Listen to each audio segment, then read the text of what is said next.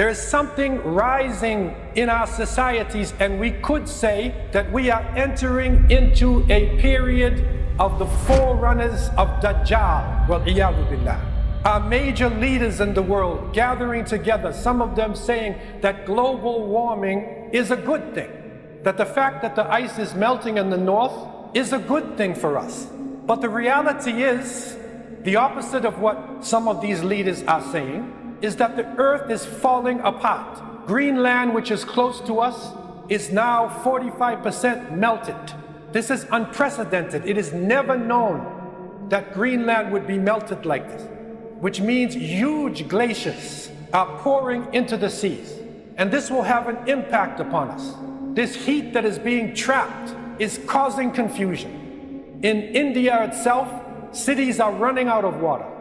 And they say that by 2020, 21 cities in India alone will have no more groundwater, no more fresh water. And with these droughts and confusions, water is also coming abnormally in other places. In the Midwest of the United States, there are epic floods. The floods are hitting, raising the rivers higher than any time in recorded history.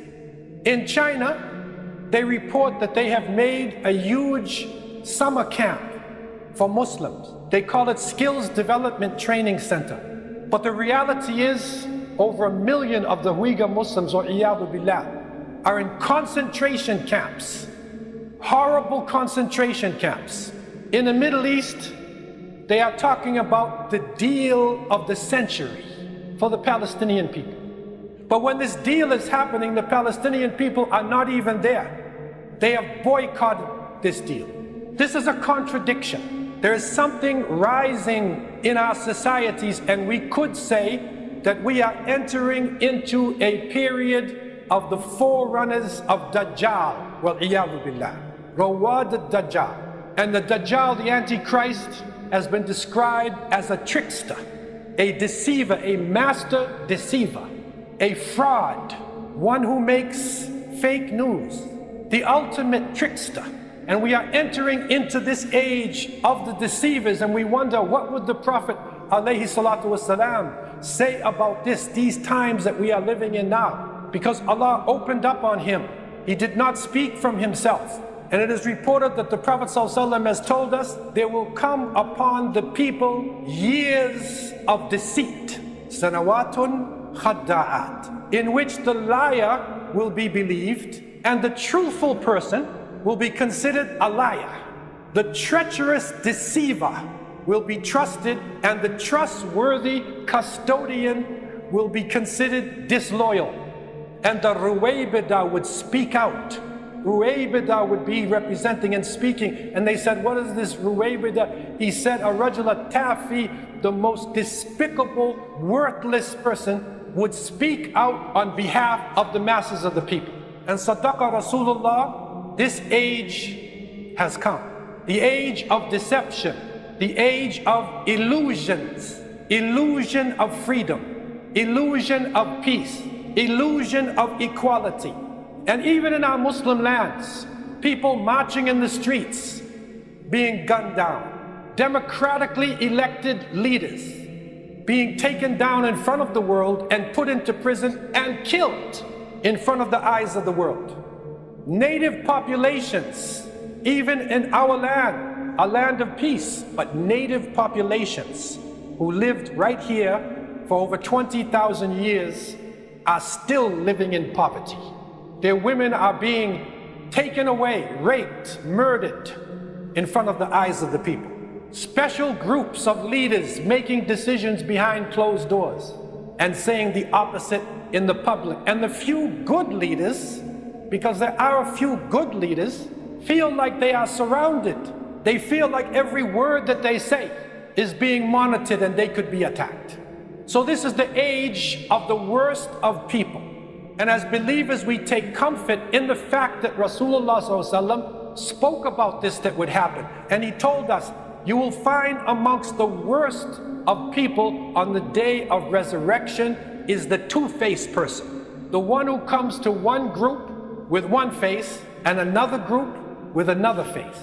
Sanawatun khadda'at. And it is difficult for us as the common people in an age that we are living in. It is difficult because in the past and many times, in times of justice, the truth has power to it. If a person is true, it should be recognized. And that is what you could call quwwatul haqq. Two words, quwwa and haqq. The person with the truth should be recognized. But the reality is, turn the two words around. Not quwwatul haqq, haqqal quwwa. And haqqal quwwa is might makes right.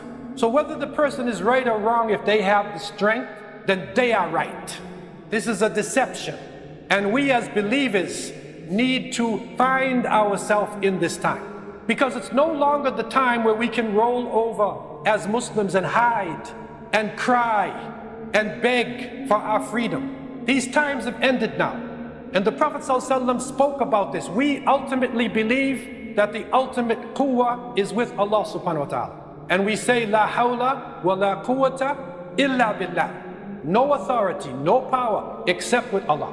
Innal quwwa lillahi jami'an. That verily all power ultimately is with Allah subhanahu wa ta'ala. But the Prophet ﷺ said something for us. And he told us, Al-mu'min al-qawi khayrun wa ahabbu ila Allah min al-mu'min al-da'if wa fi kullin khayr. He said that a strong believer is better and more beloved by Allah than a weak believer. But in both of them, there is good. There is good in both. And so on our level, at least we can strive our best and teach our children to try to be as strong as possible, committed, consistent. And this strength, the Prophet ﷺ spoke about the strength, because when most people think about strength, they think about the fist or the knife or the gun or the bomb. But the Prophet ﷺ said, Laysa shadid bisura innama shadid alladhi yamliku nafsahu indal ghadab. The Prophet ﷺ said, the strong person is not the good wrestler, but the strong person is the one who controls himself when he's angry. Self-control. So our strength needs to be the strength of our character, the strength of our spirituality, and the strength that we need, strength of the mind to culture our knowledge, study as much as we can, study our traditions, study the sciences of this world. Ask Allah for hikmah, wisdom, because wisdom is so needed in this world that we are living in today, the time of sanawatun khadda'at. So let us try to nurture in our youth to be strong in everything they do. Strong students in school, strong at work, strong in any task that we are doing. And our unity gives us strength. If we look at Muslims not as my cousin or someone who looks like me or speaks my language, but any of the believers, then we are a large jama'ah. If we look at it tribalistically, then we are small little groups that will be taken away. And take time, greet other Muslims. Greet people who are different than you today. If you see a Muslim on the street, care about that Muslim. If you see a Muslim in trouble, then you're in trouble. If you see a Muslim feeling sad, then that sadness is also part of you. We need to pray for each other. This is a time for us. This is a time.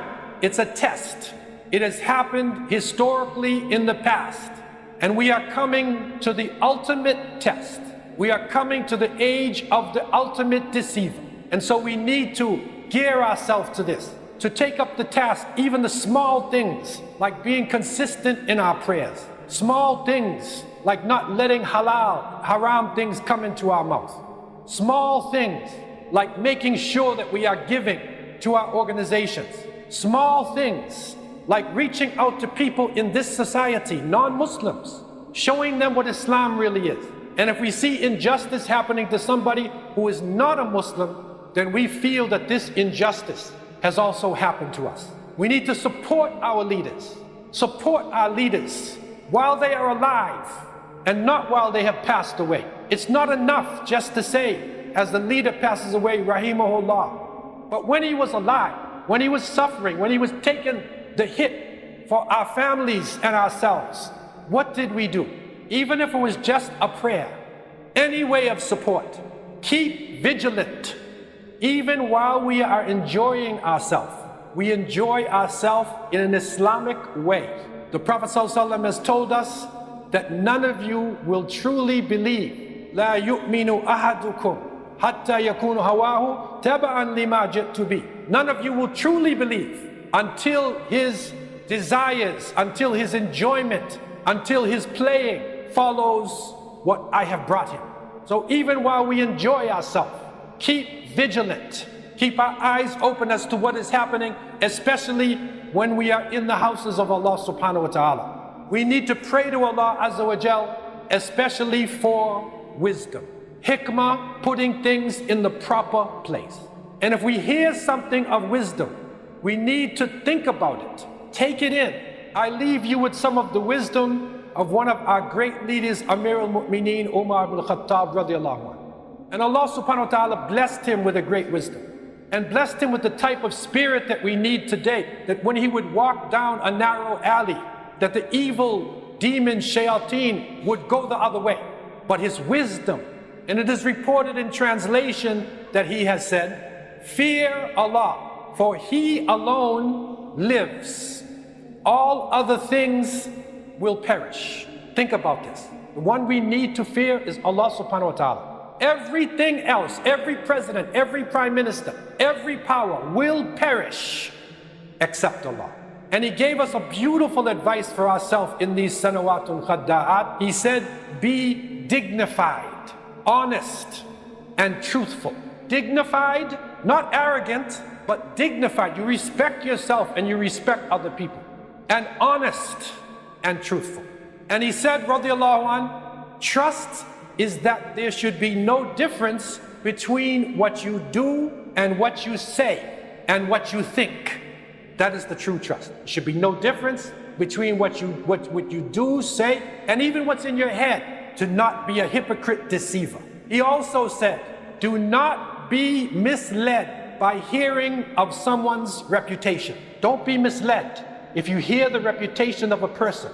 He also said, radiallahu anhu, do not depend upon the morality of a person until you have seen him behave while he's angry.